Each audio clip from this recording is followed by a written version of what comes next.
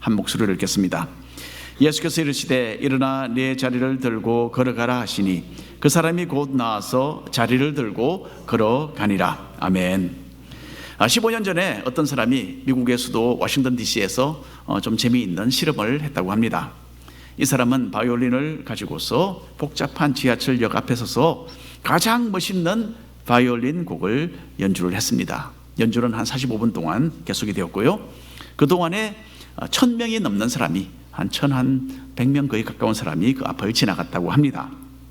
연주를 시작한 지 3분이 되었어야 이 사람은 자신의 음악에 조금이라도 관심을 가지는 첫 번째 사람을 만나게 됩니다. 중년 남자 한 사람이었는데요. 그냥 급하게 지나가면서 잠시 고개를 돌려서 연주자를 한번 쳐다보고 지나갔대요. 발걸음도 멈추지 않고 그냥 지나갔습니다. 이 사람이 이 연주자에 대해서 처음으로 조금이나마 관심을 쏟은 사람입니다. 조금 있다가 어느 젊은 여자가 1불짜리 하나를 연주자 발 앞에 던져주면서 이 여자분도 역시 멈추지 않고 계속해서 그냥 지나가 버렸대요. 연주를 시작한 지 6분이 되어서 어떤 젊은 청년이 근처에 있는 벽에 몸을 기대고 서서 바이올린 음악을 감상하다가 시계를 보고는 다시 떠났다고 합니다. 10분이 지나서는 서너 살 된 어린아이 하나가 엄마 손을 끌고 연주자 앞에 다가왔어요. 그러고는 잠시 후에 아이의 엄마가 아이를 붙잡고 가자, 그리고 그 자리를 떠나갔답니다. 45분의 연주 시간 동안 최소한 1분 동안이라도 멈추어서 음악을 들은 어른들은 7명에 불과했다는 거죠. 연주가 끝났을 때에 단 한 사람만이 이 바이올린 연주자를 알아보았다고 합니다. 3주 전에 워싱턴 DC에서 있었던 공연에 자기도 거기에 있었다라고 인사를 하고 갔습니다. 자, 이 연주자는요, 그냥 무명의 연주자가 아닙니다. 세계에서 가장 탁월한 바이올리니스트 중에 하나로 알려진 조슈아 벨이었어요. 그리고 그 사람이 연주하던 바이올린은요, 자그마치 350만 불짜리였어요. 이 사람이 가장 완벽하게 연주했던 곡들은 세상에서 제일 아름답기로 손꼽히는 그런 작품들이었습니다. 지하철역 앞에서 이 실험을 하기 이틀 전에 이 사람은 공연장을 가득 채운 관중들 앞에서 똑같은 곡들을 연주를 했다고 해요. 그게 모인 사람들은 입장료를 자그마치 평균 100불이나 지불을 하고 이 연주회에 참석을 했다고 합니다. 자, 이 사람의 실험은 한 가지 참 중요한 사실을 지적해 주고 있죠. 가장 훌륭한 음악가가 가장 비싼 악기로 가장 아름다운 곡을 연주해도 그냥 지나치고 마는 우리라는 거죠. 그렇다면 우리는 그 외에도 얼마나 귀중하고 아름다운 것들을 그냥 지나치고 있을까라는 생각을 하게 되는 것입니다. 우리는 영적으로 이런 비슷한 현실 가운데 지금도 살아가고 있습니다. 온 우주에서 가장 위대하시고 이 세상 어느 누구보다도 우리를 사랑하시고 우리를 또 우리가 참 제대로 이해하지도 못하는 그런 엄청난 복을 우리에게 누리도록 하신 그 주님, 우리가 그 주님을 얼마나 그 주님께 관심을 쏟고 있는가라는 거죠. 그런 엄청난 대가를 지불해 주신 주님에 대해서 우리는 별 느낌 없이 매일매일을 살아가고 있는 것이 사실입니다. 가장 귀중한 것은 지나쳐버리고 이 세상의 2차적인 것에 마음을 빼앗기고 있는 것이 우리의 참 안타까운 모습입니다. 자, 오늘은 예수님께서 어느 병자를 고치신 요한복음 5장의 이 말씀 속에서 우리의 이 영적인 현주소를 발견하고 우리의 시선을 주님께 올바로 한번 맞추게 되기를 간절히 바랍니다. 자, 예수님께서는 우물가에서 사마리아 여인을 만나셨죠. 그리고 그 동네 사람들에게 복음을 전하셨습니다. 그리고 갈릴리 지방에 도착하셔서 왕을 섬기는 어느 신하의 병든 아들을 고쳐주셨습니다. 얼마 동안 그리고 그 후에 시간이 지나서 주님은 예루살렘에 다시 올라가셨어요. 그리고 예루살렘에서 베데스다라는 전설에 둘러싸인 한 장소를 주님은 방문하셨습니다. 그 내용 우리가 읽어보겠습니다. 2절 3절 말씀인데 한 절씩 나눠서 읽겠습니다. 예루살렘에 있는 양문 곁에 히브리 말로 베데스다라 하는 못이 있는데 거기 행각 5이 있고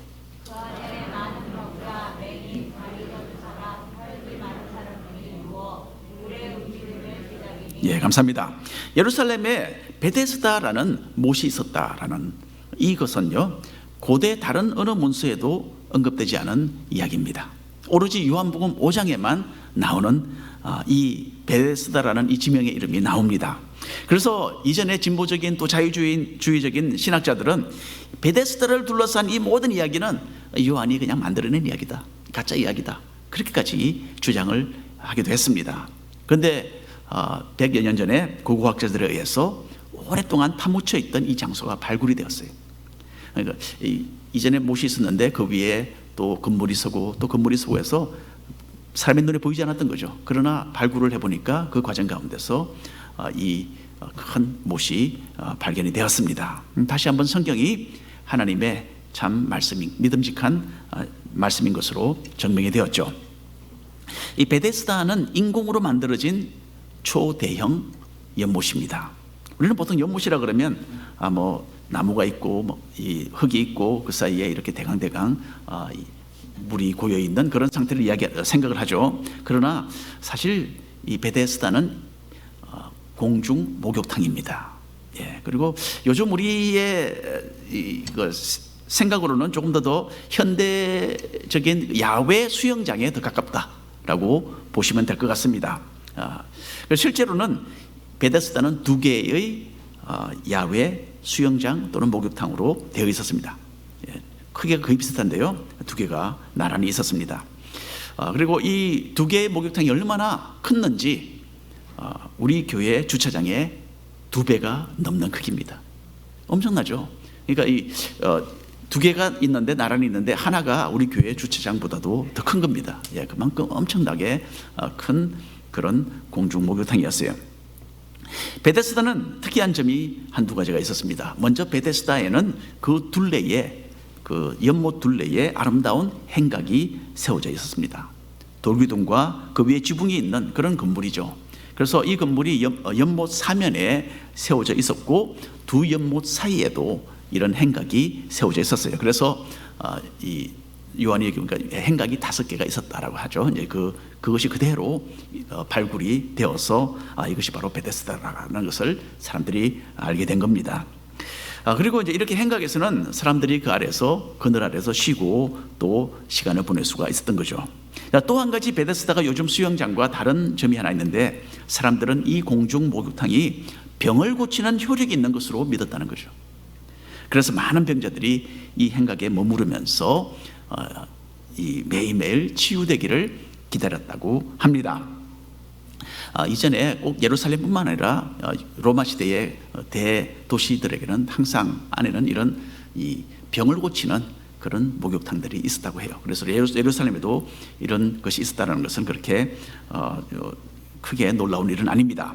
2000년 전에 예수님께서 예루살렘과 또 이스라엘 땅을 걸어 다니셨을 때에 플리니라는 역사학자가 로마에 살았습니다. 똑같은 시대에.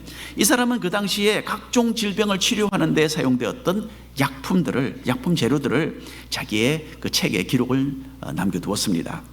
많은 약 재료 중에 특별히 재미있는 것이 몇 가지가 있는데 여러분들에게 소개시켜드리겠습니다. 여러분도 한번 사용해 보시기 바랍니다. 늑대의 머리뼈를 태워서 그것을 가루로 만들어서 그것을 병든 곳에 바르게 되면 치료하는 효과가 있다고 합니다. 또 바다에 사는 개 있잖아요. 그 개를 여러분 그냥 별 의미 없이 보셨을 텐데 그 개의 눈을 뽑아서 약으로 사용을 했답니다. 또 우리는 아니겠지만은 몸에 붙어서 사는 이 있잖아요.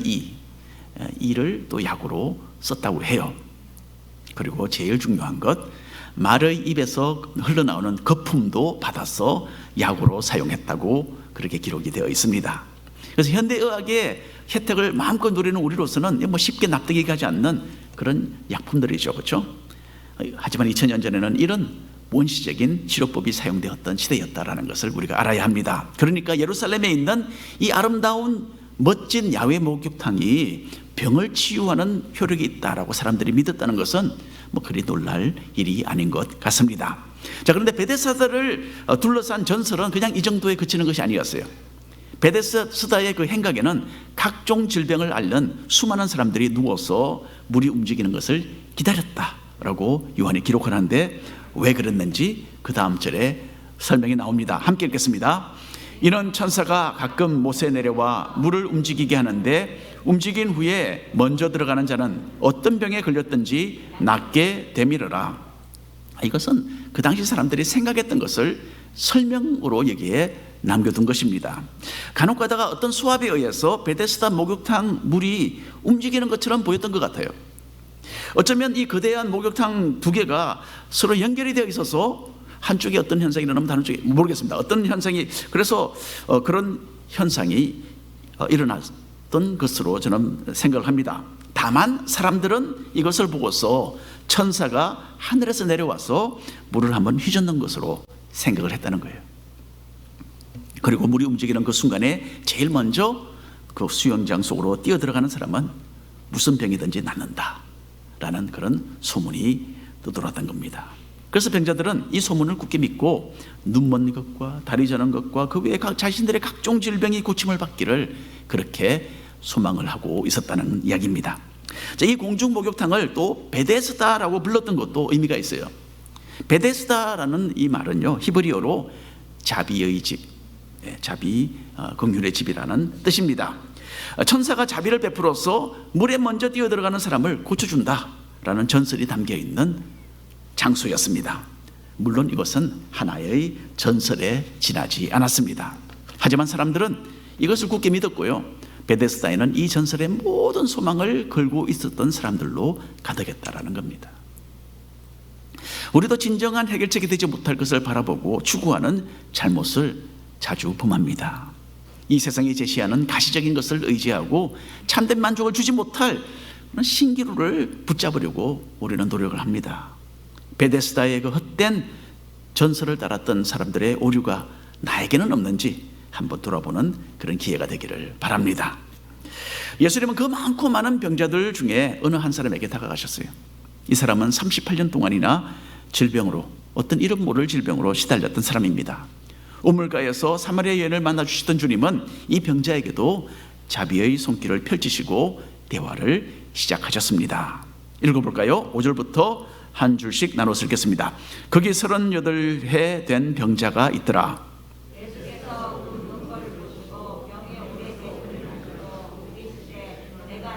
함께 읽겠습니다.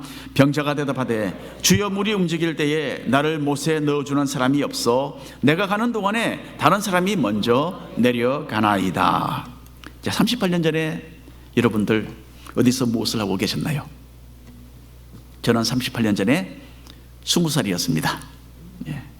그때는 대학생이었어요. 참, 꿈도 많고 하고 싶은 것도 많은 때였고요. 또 무엇이든지 하기만 하면 나는 잘할 수 있다, 그런 어떤 그런 꿈을 가졌던 시절이었어요. 그런데 만일에 여러분, 그때부터 시작해서 지금까지 어떤 원인 모를 병에 걸려서 제가 몸을 제대로 가누지 못하고 지난 38년을 살아왔다면 지금 현재의 나의 모습이 어떨까 한번 생각을 해보게 되는 거죠. 아마 저의 그 모습 그냥 아마 차마 눈 뜨고 보지 못하겠죠. 저의 마음도 다 망가져 있을 것입니다. 낙심되고 좌절되어서 아무런 희망이 없는 그런 무의미한 나날을 보내고 있지 않을까 저는 생각을 합니다. 자, 38년 된 병자, 바로 이런 슬픈 세월을 매일 보내고 있었다는 거죠. 어쩌면 이 사람은 역사학자 플리니가 기록해둔 원시적인 그 약 재료를 몇 가지 사용해 보았는지도 모릅니다. 특별히 말의 입에서 나오는 거품, 몸에 발라보지 않았을까요 혹시? 어쨌든 아무런 효력이 없이 이 병자는 지난 38년 동안 고통 가운데 지냈던 겁니다. 이 사람에게 예수님은 사랑스럽게 다가가셔서 말을 붙이시죠. 네가 낫고자 하느냐? 너 낫고 싶으냐? 그렇게 주님이 물으셨습니다. 네가 낫고 싶으냐라는 이 말, 그 사람의 입장에서는 너무 좀 뻔한 질문이겠죠, 그렇죠? 여기 있는 사람들이 다 낫기 위해서 여기 기다리고 있는데 예수님이 그 질문을 하시는 겁니다. 하지만 예수님의 의도는 결국 그런 것이 아니었죠. 이 사람은 지금까지 천사가 베데스다 물을 가끔 흔들어 놓아서 병을 치료하게 한다라는 이 헛된 전설을 믿고 지금 거기에 누워 있는 겁니다. 게다가 설사 물이 흔들린다 하더라도 힘이 없어서 그 물 속에 자기 스스로를 던질 수도 없는 그런 답답한 상황을 끊임없이 매일 대하고 있었던 겁니다. 고등학교 그리고 대학교 시절에 저는 노래 부르는 걸 참 좋아했습니다. 지금도 음악을 좀 좋아하는데요. 그래서 그때 유명한 성악가들의 그 테이프, 그때 지금은 CD가 있는데 그때는 테이프였어요. 테이프를 사서 매일 들으면서 그 목소리를 제가 흉내를 냈습니다. 근데 이게 큰 실수였더군요. 나중에 보니까 녹음기를 통해서 듣는 성악가들의 목소리를 제가 듣고 따라한다는 것, 이건 처음부터 엄청난 무리가 있는 일이었어요. 올바른 발성법을 배우지 않고서 귀로 듣고 노래를 제대로 할 수는 없는 겁니다. 나중에 대학에서 음악 공부를 하면서 성악 레슨도 조금 받았는데요. 근데 여러 해 동안 잘못된 발성법으로 노래를 해왔기 때문에 안 좋은 버릇이 이미 굳게 자리를 잡고 있었습니다. 그래서 올바른 소리를 하는 법을 내는 법을 배우는 것이 그만큼 힘들었어요. 그리고 따라서 목소리 개발에도 그리 많은 발전을 저는 보지를 못했습니다. 연습을 해도 올바른 것을 연습을 해야 하는 거죠. 잘못된 것을 계속 반복하면 그 잘못된 것이 연습이 되어서 결국 나의 일부가 되는 것입니다. 잘못된 것을 우리가 계속 반복하면 우리는 잘못된 그런 쪽으로 방향으로 기울어지게 되어 있어요. 이 베데스다 물 근처에 누워있던 이 병자도 마찬가지입니다. 자신의 질병에 대해서 이 사람은 잘못된 기적을 바라고 있었어요. 헛된 전설을 의지하면서 전혀 도움이 되지 못할 것에 잘못된 희망을 걸고 해를 거듭해서 기다리고 있었던 것입니다. 오랜 세월 동안 이렇게 기다리고 또 기다리고 있는 가운데서 이 사람에게 점점 더 확실해지고 있었던 것이 하나 있는데, 그것은 병이 낫는 것이 아니라 병이 지속되는 것이었어요. 이제 예수님은 이 사람의 문제를 해결해 주기 위해서 다가가시고 대화를 시작하셨습니다. 그리고 이 38년 된 병자가 전혀 생각하지 않았던 새로운 해결책을 주님은 제시해 주셨습니다. 그래서 낫고 싶으냐라는 예수님의 질문에 병자는 대신 자신의 한탄을 내려놓습니다. 어쩌다가 한번 베데스다 물이 움직이게 되면 자기가 먼저 뛰어들어가고 싶은데 그렇게 자기는 하지 못한다는 거죠. 그럴 때 누군가가 먼저 자기에게 와서 벌쩍 자기를 들어 좀 던져주면 좋을 텐데, 아마 그런 아쉬운 사정 이야기를 예수님께 했던 것 같습니다. 이 사람은 예수님이 누구인지를 전혀 지금 알지 못하는 상황입니다. 그냥 지나가는 어떤 사람이라고 생각을 하고 넋두리를 하고 있는 거예요. 이때 예수님은 이 병자가 잘못된 전설을 믿고 의지하는 그런 오류에 빠졌구나라고 지적하지 않으십니다. 내가 너를 낫게 할 수 있는 것으로 너는 믿느냐? 내가 예수다. 그런 말씀도 하지 않으셨어요. 그냥 그 사람의 귀에 자신의 능력의 말씀을 들려주셨어요. 8절 9절 말씀입니다. 한 목소리로 보겠습니다. 예수께서 이르시되 일어나 내 자리를 들고 걸어가라 하시니 그 사람이 곧 나아서 자리를 들고 걸어가니라. 예수님이 그 사람을 주시하면서 일어나 자리를 들고 걸어가거라 라고 말씀하신 그 순간에 병자는 기적을 경험하게 됩니다. 바로 그 자리에서 병이 나았어요. 마음대로 움직일 수 없던 손과 발에 힘이 생겼고요, 누웠던 자리에서 일어나 앉았습니다. 그리고는 일어서서 예수님이 말씀하신 그대로 자기가 누워있던 그 자리를 접어서 들고서 집으로 걸어갔다는 이야기예요. 38년 된 병자가. 자, 여러분, 이 말씀은 우리에게 조금 문제를 안겨다 주죠. 예수님께서 단순히 말씀으로 이 사람을 고쳤다는 것은 우리 믿는 사람들이라면 그렇게 크게 문제가 되지 않을 겁니다. 그렇죠? 주님은 말씀으로 이 천지를 만드신 분이십니다. 그러니 말씀으로 병 하나 못 고친다면 하나님이 아니시죠. 그렇죠? 그건 큰 문제가 아닙니다. 문제는 조금 다른 곳에 있죠. 신약 성경은 예수님께서 많은 사람들의 병을 고쳐주셨다고 기록을 합니다. 그리고 일반적으로 사람들의 믿음을 보시고 주님은 질병을 치유해 주신 것으로 우리는 그렇게 이해를 하고 있습니다. 그런데 이 베데스다 목욕탕에 누워있던 이 병자는 예수님이 누구신지조차도 전혀 알지 못했고, 따라서 예수님을 믿을 기회도 아직 가지지 못했던 사람입니다. 자기의 죄에 대해서 회개할 기미도 보이지 않았고, 오히려 베데스다의 헛된 전설의 한 가닥 잘못된 희망을 걸고 있던 사람이었어요. 이 병자는 낯선 사람 앞에서 그저 자기 신세 타령을 하고 있었습니다. 그런데 예수님께서 갑자기 일어나라 라고 말씀하셨고, 그 말씀을 듣자 온몸에 순간적으로 변화가 찾아와서 완전히 나아버린 겁니다. 그리고는 얼떨결에 자기가 누웠던 자리에 접어들고서 집으로 돌아갔습니다. 자, 요한복음 5장에서 우리는 베데스다의 38년 된 병자에게 크나큰 기적을 베풀어 주시는 자비의 주님을 만나게 됩니다. 복을 받을 자격도 없었고 병에서 고침을 받을 만큼 믿음도 준비되지 않았던 사람입니다. 이 사람은 오로지 하나님의 은혜로 질병에서 노임을 받았습니다. 자, 이 말씀을 보면서 우리는 예수님에 대한 좀 새로운 어떤 이해를 가지게 됩니다.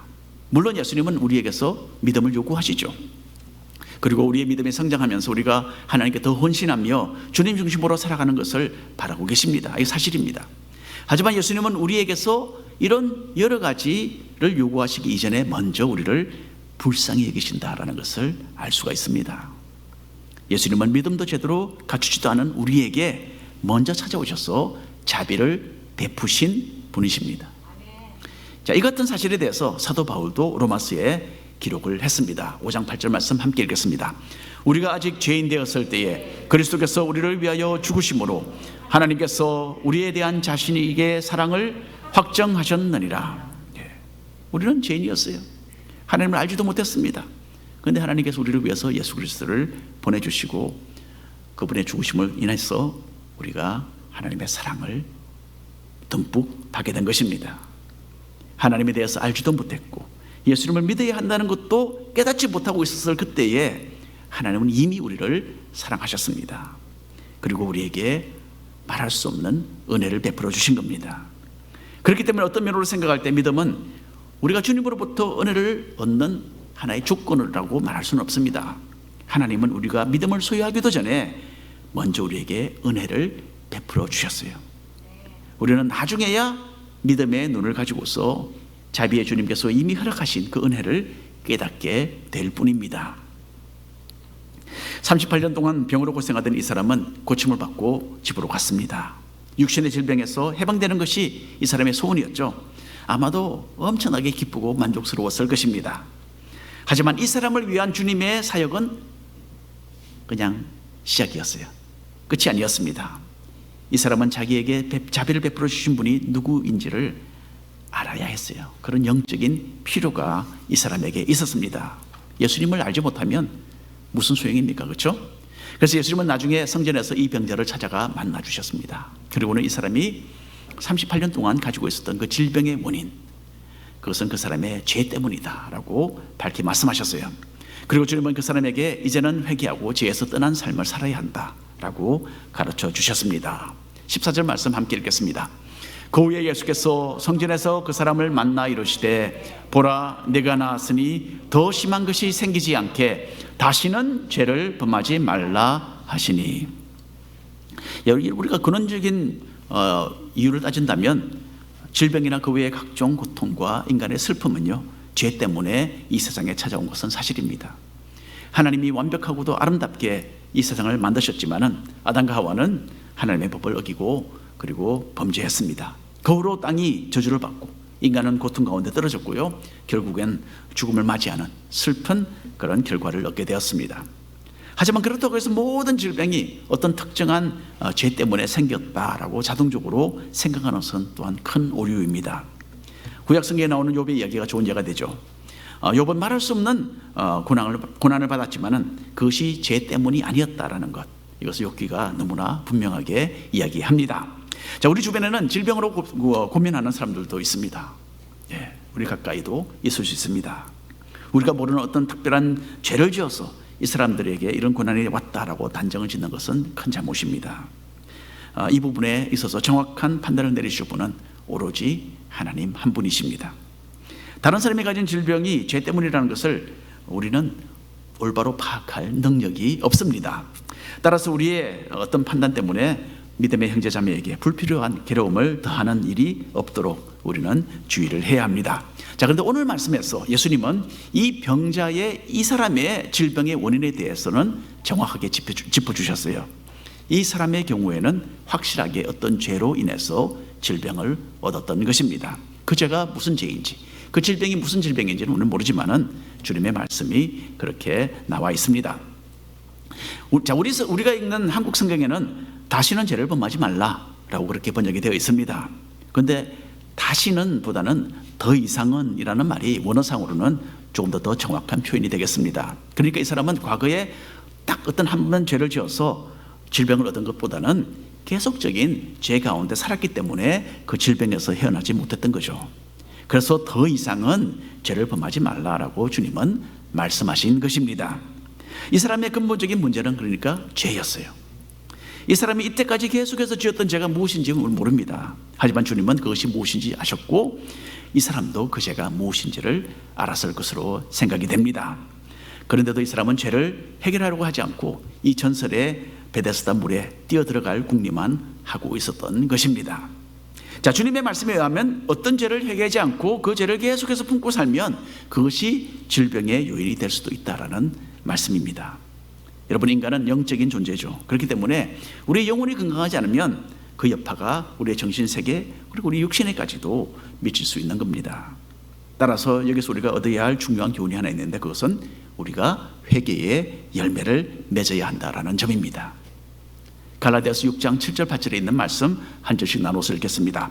스스로 속이지 말라. 하나님은 업신여김을 받지 아니하시나니 사람이 무엇으로 심든지 그대로 거두리라.